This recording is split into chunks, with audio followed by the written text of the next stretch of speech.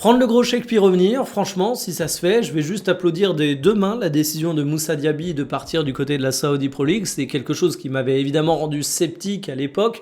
J'étais tout simplement frustré de voir un talent français s'exiler dans un championnat mineur alors qu'il était promis au plus grand club. Mais aujourd'hui, Fabrizio Romano nous annonce qu'il y a des discussions entre l'Inter et Al Ittihad pour un prêt avec option d'achat à 35 millions d'euros. Le joueur est évalué à 28 millions d'euros, mais je trouve l'option d'achat vraiment cohérente étant donné que sa valeur marchande a chuté suite à son arrivée et son passage en Saudi Pro League, mais comptablement, ce serait vraiment un bon coup pour le joueur parce que ça voudrait dire qu'il a pris son gros chèque.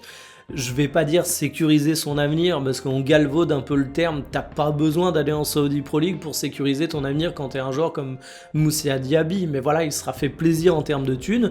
Et là, il reviendrait dans un club hyper intéressant, hyper compétitif. Or, Moussa Diaby, c'est quand même un joueur qui a été l'objet de pas mal de gros transferts dans le passé. J'en ai parlé récemment pour parler de Ben Seguir qui ne réussissait pas au Bayer Leverkusen. Malheureusement, je disais que c'était pas comme justement Moussa Diaby qui lui avait explosé là-bas, transféré ensuite du côté d'Aston Villa pour 55 millions d'euros et enfin transféré à Al Ittihad pour 60 millions d'euros. C'est pour ça que je dis que finalement là l'option d'achat me paraît pas délirante. Donc franchement, un joueur de 26 ans qui a encore du talent footballistique, qui a joué régulièrement du côté de la Saudi Pro League, qui ferait son retour dans une équipe intéressante comme l'Inter, ça me donnerait vachement envie, vraiment, parce que je regarde un peu la Saudi Pro League, mais c'est jamais la même chose que de voir les joueurs évoluer dans un championnat un peu plus compétitif, surtout que je le redis, l'Inter c'est un projet intéressant, donc je croise les doigts pour que ça se fasse.